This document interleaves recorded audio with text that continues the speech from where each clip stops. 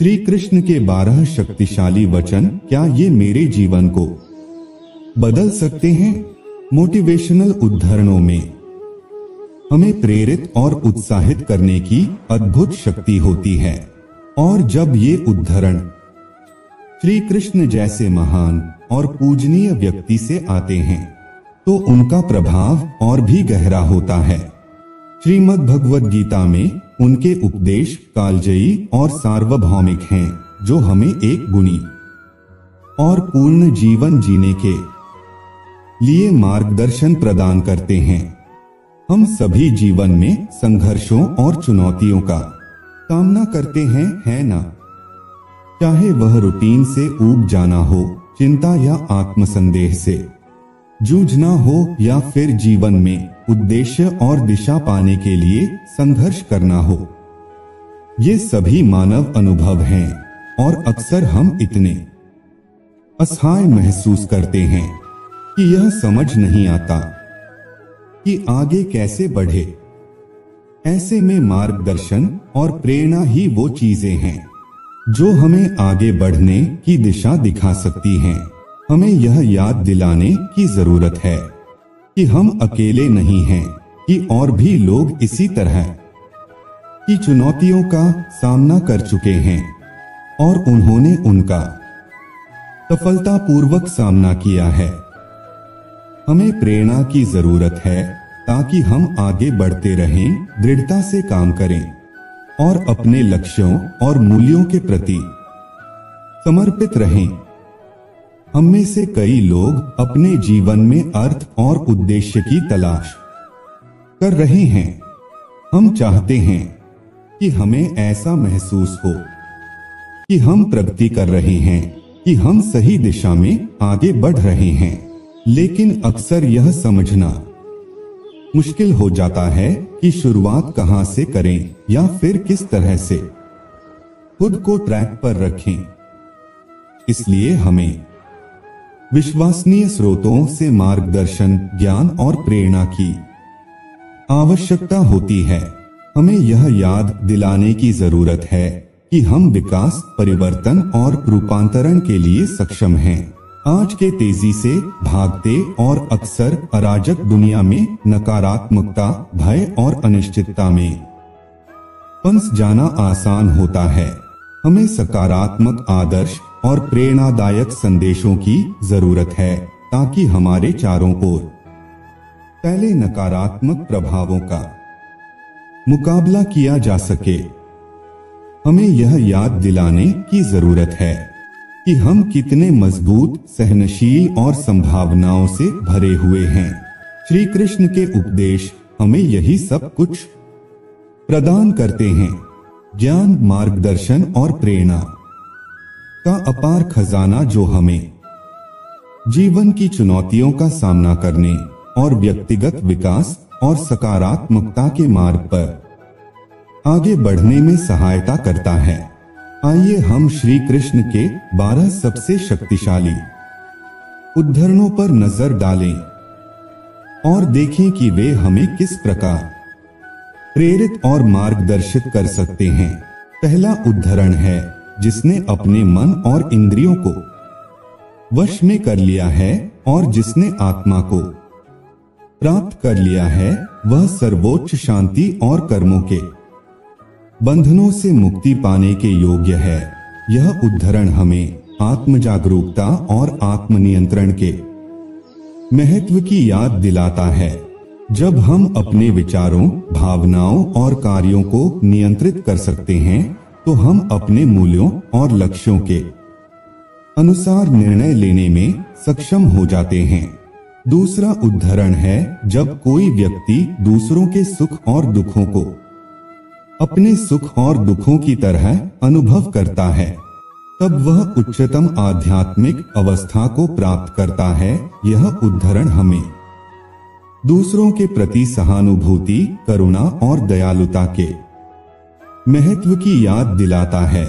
जब हम दूसरों में अपने आप को देख सकते हैं और उनके सुख और दुखों को महसूस कर सकते हैं तो हम मजबूत और अर्थपूर्ण संबंध बना सकते हैं। तीसरा उद्धरण है जो व्यक्ति अपने कार्य के फल से मुक्त है और सर्वोच्च के लिए एक यज्ञ के रूप में काम करता है, वह जीवन के त्याग की स्थिति में होता है। यह उद्धरण हमें परिणामों से जुड़े अपने लगाव को छोड़ने और प्रक्रिया पर ध्यान केंद्रित करने के महत्व की याद दिलाता है। जब हम परिणामों से लगाव के बिना कार्य कर सकते हैं तो हम यात्रा में खुशी और संतुष्टि पा सकते हैं। अगला उद्धरण है, जैसे एक व्यक्ति पुराने वस्त्रों को त्याग कर नए वस्त्र पहनता है, आत्मा भी इसी तरह पुराने और अनुपयोगी शरीरों को त्याग कर नए शरीर धारण करती है। यह उद्धरण रूपांतरण और नवीकरण के विचार को उजागर करता है। जैसे हम पुराने कपड़ों को छोड़ते हैं और नए कपड़े धारण करते हैं, हमारी आत्मा भी पुराने पैटर्न और आदतों को छोड़कर नए पैटर्न और आदतों को धारण कर सकती है, जिससे व्यक्तिगत विकास और रूपांतरण होता है। और पांचवा उद्धरण है, जो व्यक्ति जन्म ले चुका है उसे मरना निश्चित है और मरने के बाद उसे पुनः जन्म लेना निश्चित है। इसलिए अपने कर्तव्यों के निर्वहन में तुम्हें शोक नहीं करना चाहिए। यह उद्धरण जीवन और मृत्यु के चक्र की याद दिलाता है और वर्तमान क्षण में जीने के महत्व को उजागर करता है। जब हम परिणामों या मृत्यु के डर से जुड़े बिना अपने कर्तव्यों और जिम्मेदारियों पर ध्यान केंद्रित कर सकते हैं, तो हम अधिक पूर्ण जीवन जी सकते हैं। छठा उद्धरण है, जैसे देहधारी आत्मा इस शरीर में बचपन से युवा और वृद्धावस्था तक निरंतर यात्रा करता है, आत्मा मृत्यु के बाद एक नए शरीर में प्रवेश करता है। एक शांत व्यक्ति इस परिवर्तन से भ्रमित नहीं होता। यह उद्धरण आत्मा की विभिन्न शरीरों के माध्यम से यात्रा के विचार को उजागर करता है। जब हम अपने आप को अस्थायी भौतिक शरीर के बजाय शाश्वत आत्मा के रूप में देख सकते हैं, तो हम शांति और संतुष्टि पा सकते हैं। सातवां उद्धरण है, तुम्हें अपने निर्धारित कर्तव्य का पालन करने का अधिकार है, लेकिन तुम अपने कार्यों के फल के अधिकारी नहीं हो।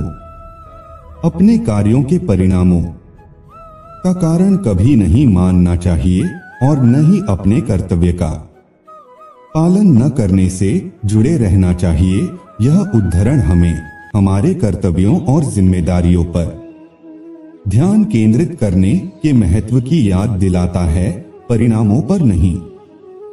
जब हम परिणामों से जुड़े बिना काम कर सकते हैं, तो हम यात्रा में खुशी और संतुष्टि पा सकते हैं। आठवां उद्धरण है, सभी शिक्षा, सभी आध्यात्मिक अभ्यास और सभी आत्म साक्षात्कार का अंतिम लक्ष्य आत्मा के सत्य को जानना है। यह उद्धरण आत्म जागरूकता और हमारी सच्ची प्रकृति को समझने के महत्व को उजागर करता है। जब हम खुद को जान सकते हैं, तो हमें उद्देश्य, दिशा और संतुष्टि मिलने की संभावना बढ़ जाती है। नवा उद्धरण है, जो व्यक्ति आध्यात्मिक मार्ग पर है, वह भौतिक ब्रह्मांड की सीमा को नहीं जानता, लेकिन उसे इसे जानने की परवाह नहीं है, क्योंकि उसका लक्ष्य सर्वोच्च आध्यात्मिक पूर्णता प्राप्त करना है। यह उद्धरण हमें आध्यात्मिक लक्ष्यों पर ध्यान केंद्रित करने के महत्व की याद दिलाता है, भौतिक उपलब्धियों के बजाय। जब हम अपनी आध्यात्मिक प्रगति को प्राथमिकता दे सकते हैं, तो हमें स्थायी खुशी और संतुष्टि मिलने की संभावना बढ़ जाती है। 10वां उद्धरण है, सभी कार्य भौतिक प्रकृति की ऊर्जा और शक्ति से किए जा रहे हैं और कर्ता कुछ भी नहीं कर रहा है। यह उद्धरण समर्पण और हमारे अहंकार को त्यागने के विचार को उजागर करता है। जब हम खुद को उच्च शक्ति के साधन के रूप में देख सकते हैं कर्ता के बजाय, तो हमें विनम्रता और शांति मिलने की संभावना बढ़ जाती है। 11वां उद्धरण है, जैसे आग धुएं से ढकी होती है, आईना धूल से और भ्रूण गर्भ से, वैसे ही जीवित प्राणी विभिन्न प्रकार की अज्ञानता से ढके होते हैं। यह उद्धरण आत्मचिंतन और ज्ञान की तलाश के महत्व की याद दिलाता है। जब हम अज्ञानता के बादलों को साफ कर सकते हैं और खुद को सच में देख सकते हैं, तो हमें ज्ञान और समझ मिलने की संभावना बढ़ जाती है।